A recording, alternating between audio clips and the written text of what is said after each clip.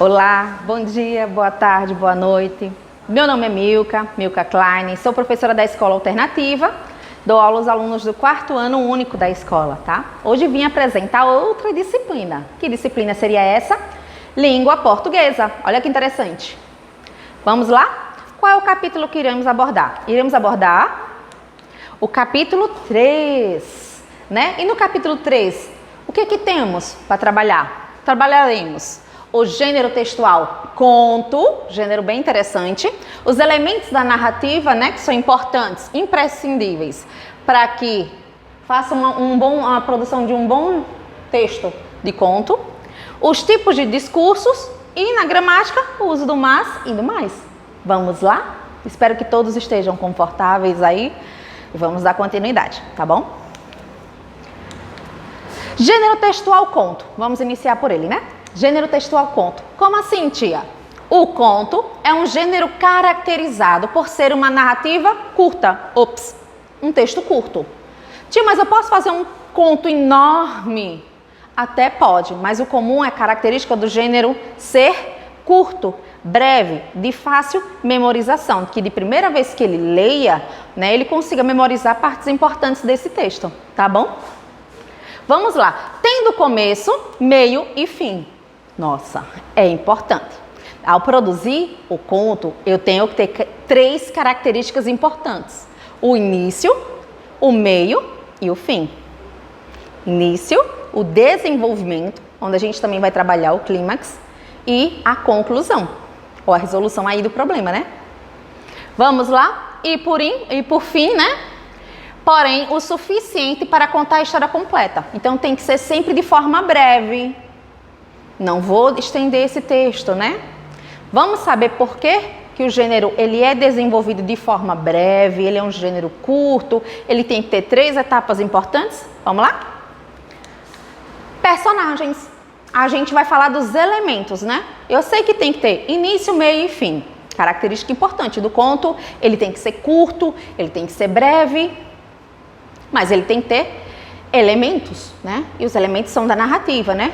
Do gênero narrativo. Vamos lá, o que esses gêneros trazem de importância? Eles complementam a história, fazem com que ela tenha sentido, tá? Qual o primeiro gênero que iremos trabalhar agora? Personagens. Bem interessante, bem importante. É um gênero que normalmente quando fazemos atividades de interpretação textual, uma leitura, a primeira pergunta é: quem são as personagens da história? Quem é a personagem principal? Quem faz isso? Quem faz aquilo? Não é isso? Então, vamos comentar sobre eles. Quais são as características que tem que ter o personagem, né? A personagem nessa história.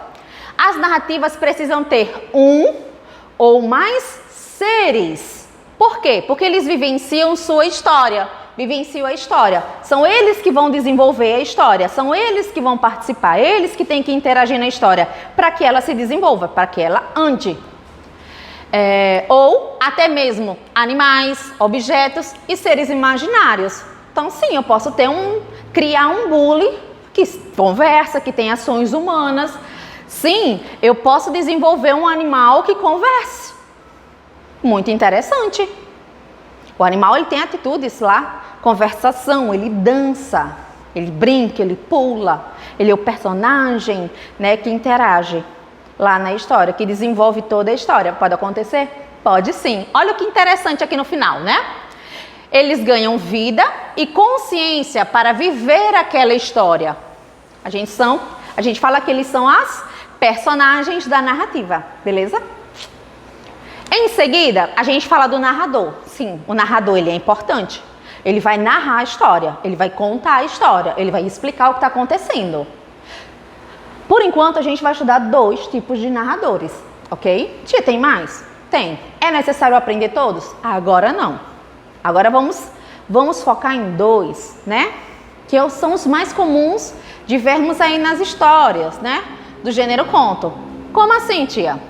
Né? O narrador é a voz que conta a história dentro da narrativa, dentro do texto. É a voz, é ele que fala tudo que está acontecendo. Ok, e o narrador pode ser como... Olha aqui, um narrador personagem ou um narrador observador. Então, ele pode participar da história, né, incluindo as falas dele, eu andei, eu corri, né, eu estava junto com a minha colega passeando e de repente... Então, ele participa. Narrador, personagem. O que ele diz sobre isso?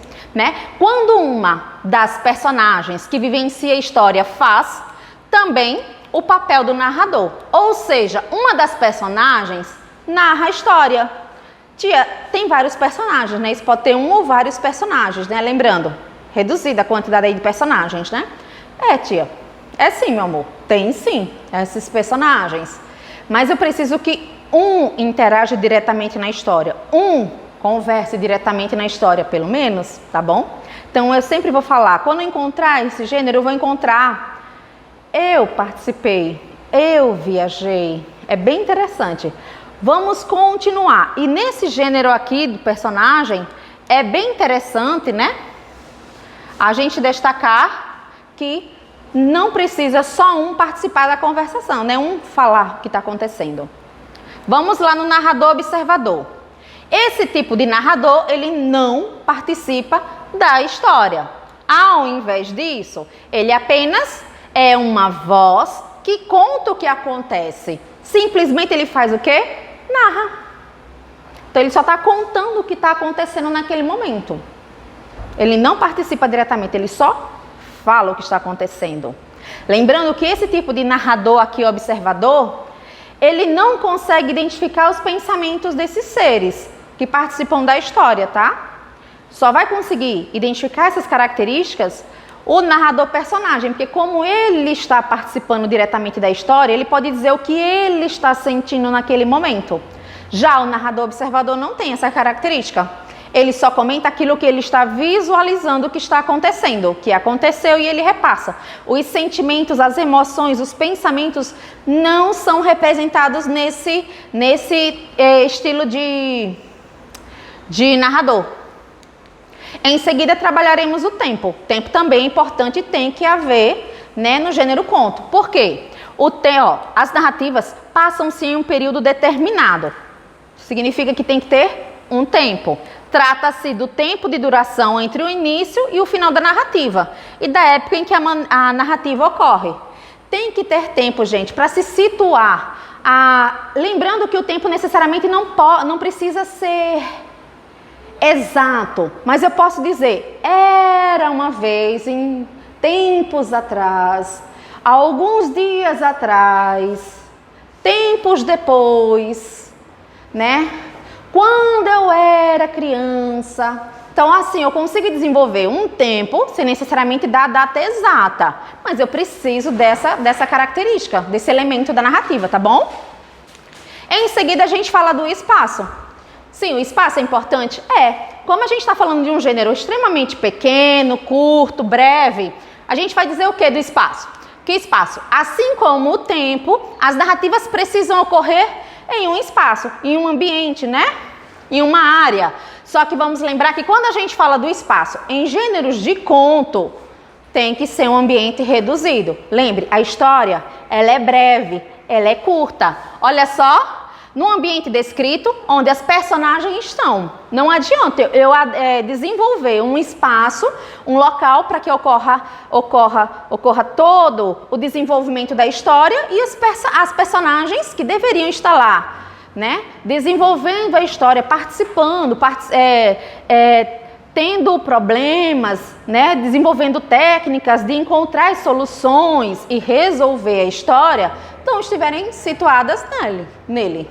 Então, quando eu fizer o tempo, eu tenho que lembrar o seguinte, que eu tenho que colocar as personagens dentro desse tempo e espaço. Eles têm que interagirem, ok?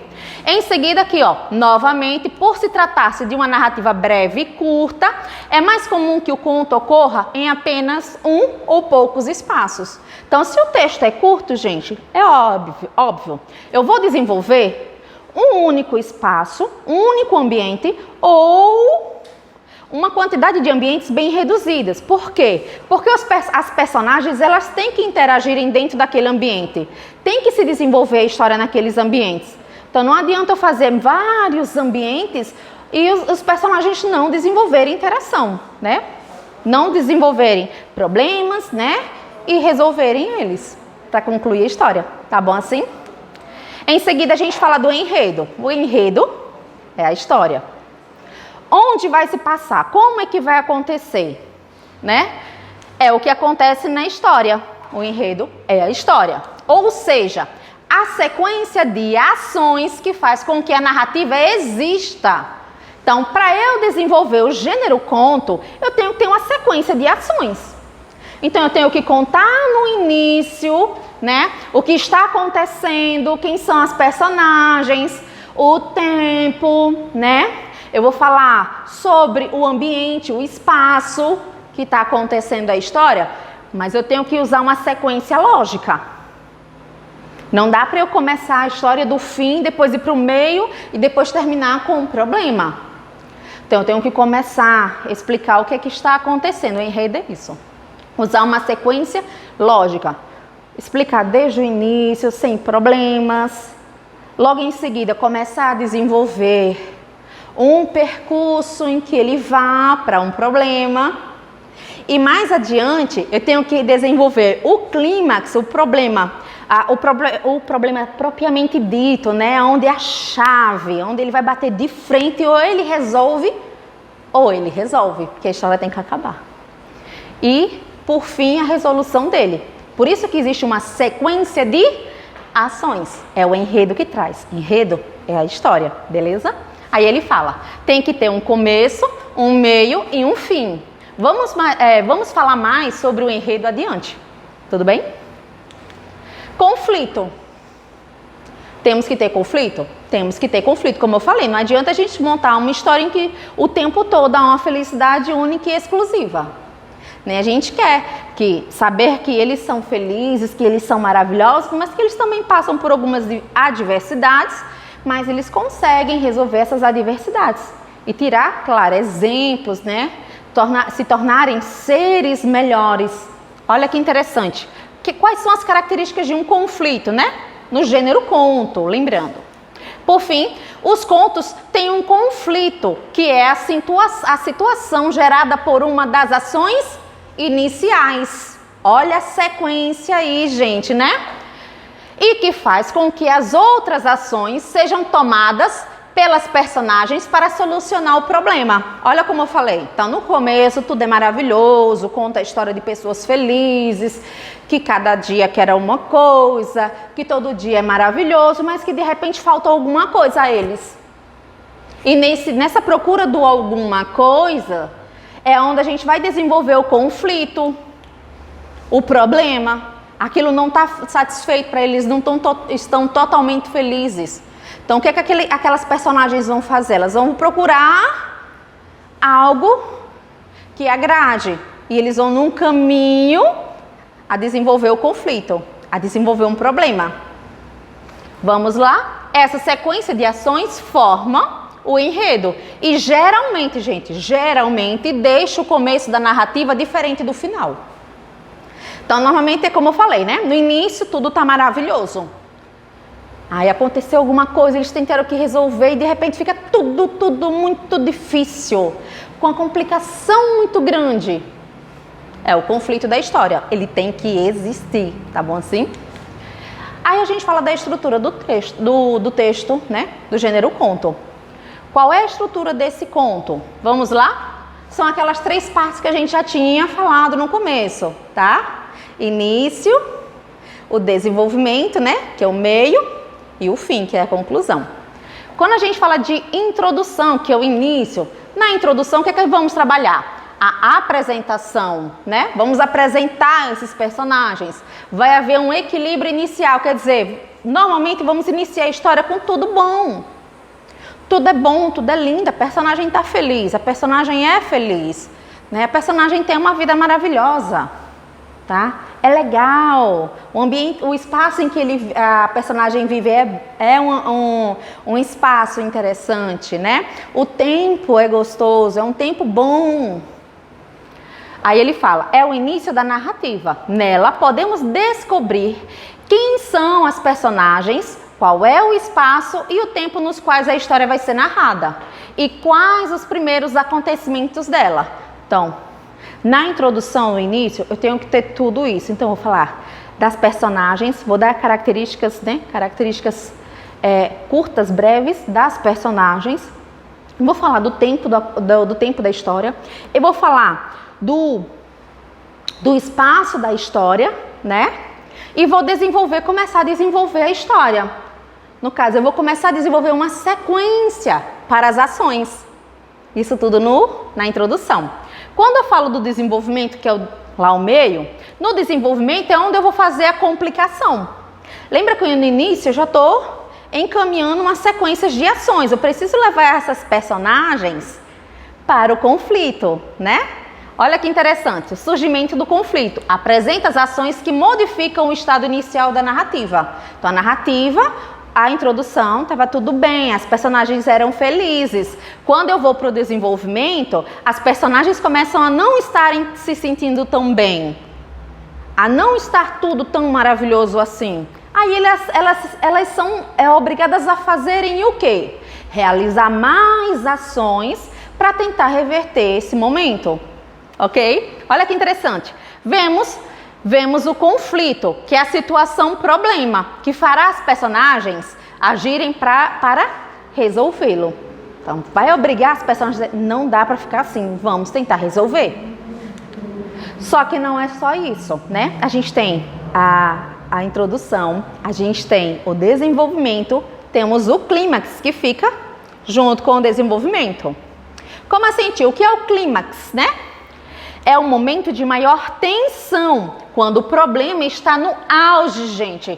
É o pico da história, é o momento mais absurdo, mais colossal, o mais importante. Aquele momento onde explode tudo, onde o animal vai para cima da personagem, onde a personagem sente o maior momento do perigo de toda a história, é o clímax. Então, quando o problema está no auge e as ações tomadas definirão o rumo da história. A personagem é obrigada a tomar atitudes sobre aquele momento. Ela não vai ficar naquela situação, naquele sofrimento, ela tem que mudar. Então ela faz o quê? Toma uma atitude muito voraz. E aí é onde a gente entra na conclusão. Conclusão, que é o desfecho, onde a gente basicamente resolve o conflito, beleza? Como seria? Como o nome já diz, é o final da história, que será provavelmente diferente de como ela começou. Então, quando eu falo de conclusão, de desfecho ou de solução, né, do problema, estou falando que normalmente o fim não é igual ao começo. Eles tiveram um aprendizado com tudo o que aconteceu na história. Eles eram felizes, estavam tudo bem, eles precisaram realizar ações que levaram eles a terem algumas consequências, desenvolver alguns problemas, eles tiveram que sair do problema, né, dos problemas, e aí sim conseguir voltar ao início, como estava no início, tudo bem, começar a viver em paz. Então, ou volta exatamente como o começo, né? Eles terminam felizes para sempre, ou como a gente fala, provavelmente vai ficar um pouco diferente do início, tá? Então ele fala aqui, ó, o final da história, que será provavelmente diferente de como ela começou. Pode ser um pouquinho diferente, ok?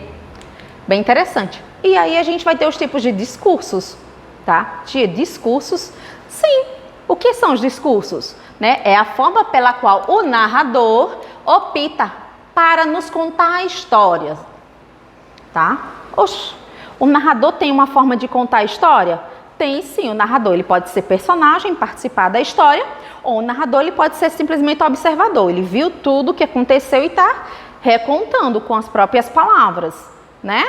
Só que esse narrador, ele pode realizar o desenvolvimento da história de uma forma onde ele vai reproduzir exatamente como a personagem ou as personagens conversaram, dialogaram, interagiram, ou ela simplesmente, né, o narrador, ele vai desenvolver na própria fala e explicar como é que aconteceu aquilo.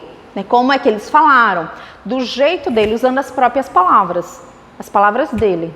Olha que interessante, no exemplo 1 a gente tem, o juiz perguntou, algo a declarar?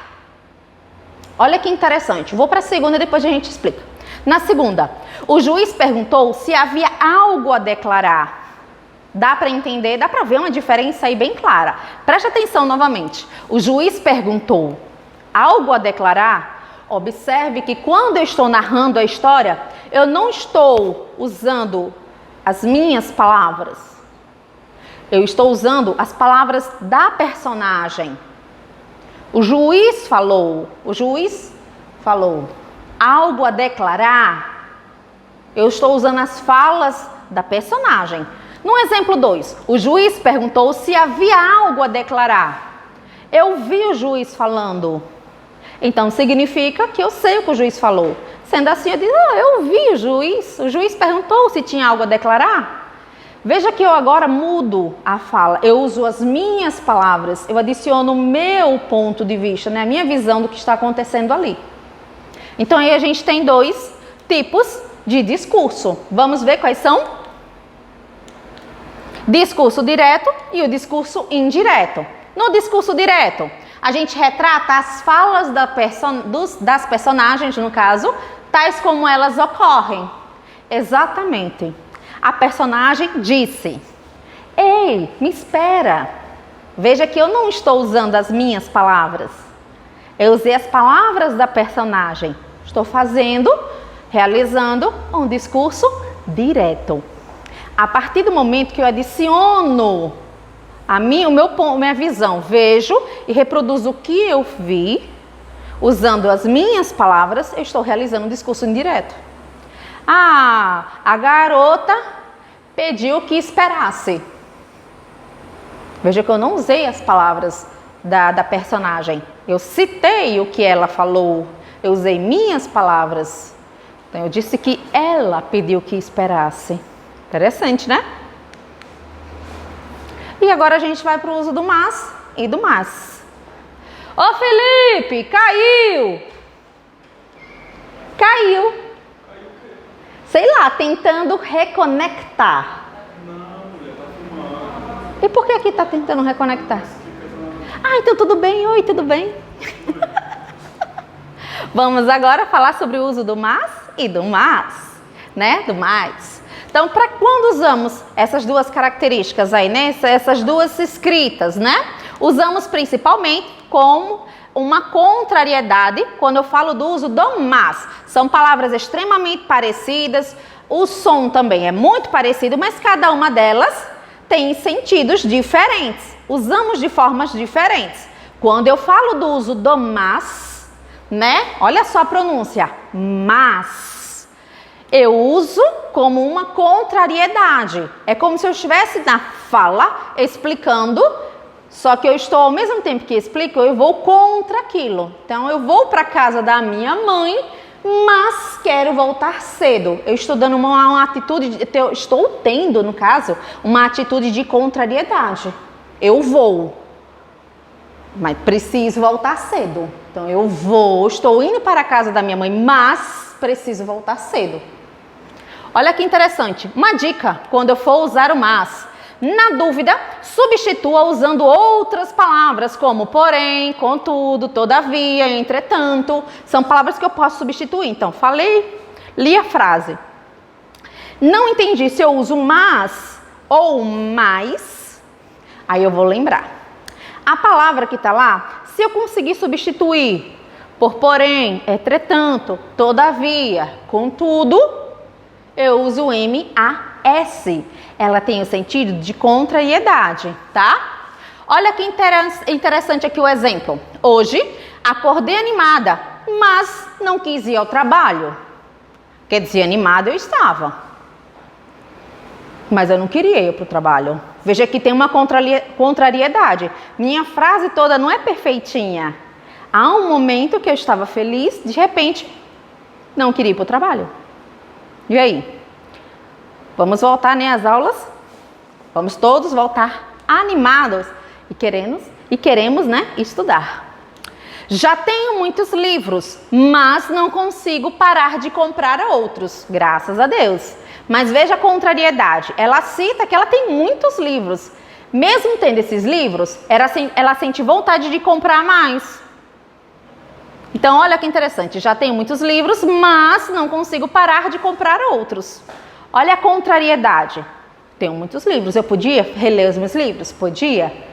Mas eu não consigo parar de comprar. Então, eu vou comprar mais. Então, porém, não consigo parar de comprar outros livros. Entretanto, não consigo parar de comprar outros livros, né? Contudo, não consigo parar de comprar outros livros. Beleza? Viu que dá para substituir? Quando eu vou para o uso do mais, é mais interessante. Olha só a intensidade que eu já estou usando. Vamos aí nos situarmos, né? Corresponde à quantidade, à soma. Se o outro era contrariedade, aqui eu estou com um sentido diferente. Eu estou com um sentido de intensidade, de quantidade, de soma. Amo demais vocês, né? Estou com mais saudades de vocês do que já tinha antes, nos finais de semana, né? Então, olha que interessante. Olha aqui, ó. Corresponde à quantidade e à soma. Você pode substituir por menos.